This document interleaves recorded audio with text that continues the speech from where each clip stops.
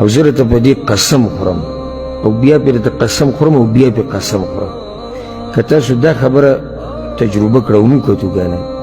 او د دې قرآن سره دومره ربط یو سړی وایي چې یاره دومره ډېر او دا خو زه نشم صرف روزانه نیمه ګنټه ته تلاوت د قرآن کوه که ستا په دې ژوند کې بدلون رانغی زما د نوم بدل که او د ټولو خلکو مخکې راته ووایه دروغ دي ویلي او سم دروغ دي ویلي نیمه ګنټه دا فیسبوک او ټیک ټاک باندې چې کم ټیم تیری دا لږ راکم که خفه نه شي داسې نه زړه ته یې واچوي چې یاره وایي چې فیسبوک کم که خیر د فیسبوک لږ کم که ټیک ټاک او دا د فحاشۍ او دا ویډیوګانې او دا سندرې او د دې نه به هم بچ شي د دروغو نه به هم بچ شي او ته به ښه سړی یې زه دا نه یم چې سړی لازم چې دا کارونه انټرنیټ ګوري دی به بد څه ګوري خو ستا مخې له به راځي که ته یې غواړې او که ته یې نه غواړې که نه زما دا خبره غلط وي که ته یې غواړې او که ته نه غواړې دا ستا مخې له راځي او بیا دا غټ ایمان غواړي ما څو ډېرې ملګرو ته دا خبره کړې ده چې دا ګوته په سکرین باندې داسې راښکوده دا ګوره غټ ایمان غواړي ګوره داسې وړې خبرې نه دي چې ستا مخې ته د زنانه تصویر راشي ویډیو راشي فلم سندر راشي او ته دا داسې بره کړې که نه دا ګوره ایمان غواړي که ته دا وایې چې زما ګوته خو خوځي دا د زور خبره نه ده ګوته خو نه دي چې زموږ ټول بدن خوځي ګوته خوځول څه دي دلته د ایمان زور پکار دی دلته د مټو زور نه دی پکار نه دی ګوته کې زور پکار دی دلته زور د ایمان پکار دی چې ته دا داسې وواړې او دا توفیق الله لږو خلکو له ورکوي نو که تاسو د دغه ټیم لږ راکم کو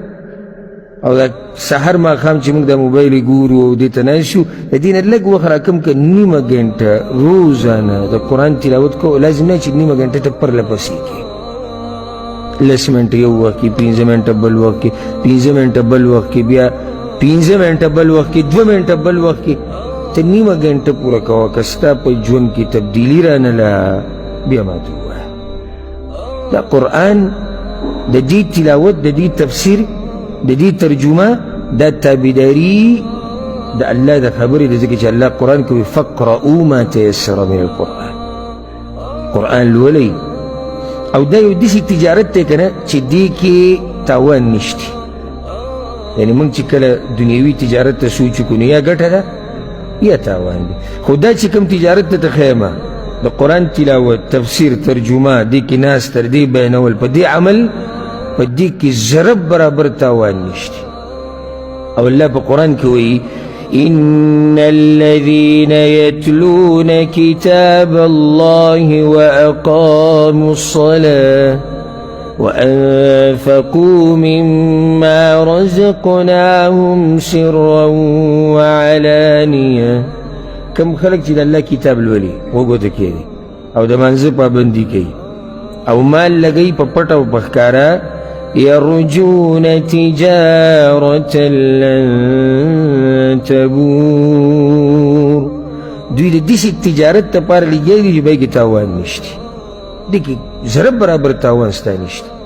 ته دلته ناست یې موږ سره که نه لکه بوزه کې ګنټه سره پاسه ګنټه ستا څه خیال دی ته به دې ځینې وځي او ته به تاواني وځي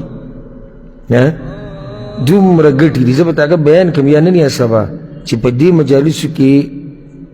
ته څه ترلاسه کولی شي دلته چې ته کښېنې ته کومه ګټه وړې د دنیا یا د آخرت دا به ته بیان خو ته چېرته هم تاواني کېږي نه دا هغه قرآن دی هغه کتاب دی چې دې کې هدایت دی او دا د هدایت سرچینه ده او موږ کې هر سړی غواړي چې ما ته څه میلاو شي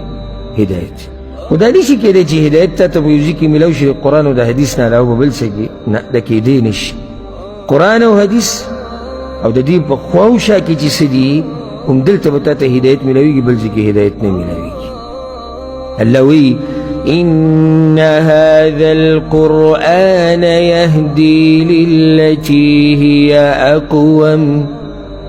الله وایي دا قرآن دا هدایت نیغې لارې طرف ته تا به نیغې لارې ته رسوي کېدی نه شي چې ته په قرآن عمل کوې او ځان پرې پوه کوې او ته دې په کږه لار روان یې او را به شي انشاءالله تفسیر کې دا فایدې به تاسو واورئ په تفسیر کې که چېرته کېناستئ یعنی سوره فاتحه چې موږ وایو په هر منځ کې موږ وایو اهدنا الصراط المستقیم یا الله موږ ته وښایه لاره نیغه دا ته هر منځ کې دا سوال کې ها تا دا سوال دا اللہ نے وکو او بیا سورت ختم شو او بیا بل سورت شروع شو سورت البقرہ الف لام میم ذلك الكتاب لا ريب فيه هدى للمتقين سورة فاتحة كتاب الله نه هدايت وختو دلت الله تتوي وي هدايت پدې کتاب کې رقم چتل وړي خبره ته دومره وګدنه کړې چې پتا ګډه وړش دلت هدايت وختو او په دې ذکر ته وي هدايت پدې کتاب کې فيه هدى هم پدې کتاب کې هدايت د دې سره تعلق د هدايت ذریعہ ده